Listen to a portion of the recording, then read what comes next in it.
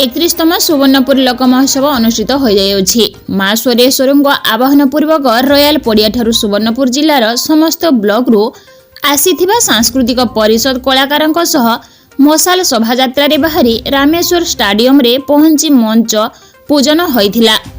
संध्या रे राज्य स्तरीय पल्लीश्री मेला और सांस्कृतिक कार्यक्रम को ओडिशा सरकारଙ୍କ मान्यवर उपमुख्यमंत्री कनक वर्धन सिंह देव संध्यारे उद्घाटन करथिले और पल्लीश्री मेला परिदर्शन करथिले। मान्यवर उपमुख्यमंत्री मुख्य अतिथि भाव में जोग देथिले।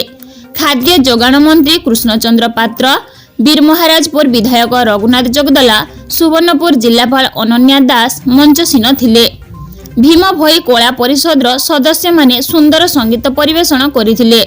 श्रीमान विधायक सोनपुर कला संस्कृति को भूयसी प्रशंसा करथिले।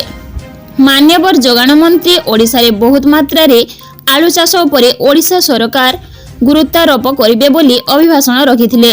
उपमुख्यमंत्री श्री सिंहदेव सोनपुर रे एक फिशरी एकाडेमी सह पुणी स्थानीय स्पिनिंग मिल शीघ्र चालू हेबा नै सरकार निष्पत्ति नेबे बोली कहिसंती। जिल्लार समस्त नागरिक मान को 2025 अंग्रेजी नवा वर्षर मोर अभिनंदन ज्ञापन करने चाहे एवं धन्यवाद देवाई चाहे।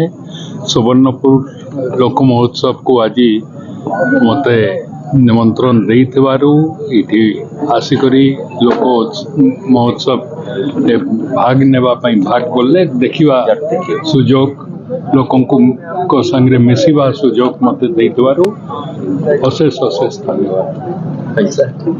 सुवर्णपुर लोक महोत्सव ये को देखी मत बहुत खुशी लगुच कारण फास्ट टाइम मो जीवन में मु आसिके महोत्सव सामिल हेली।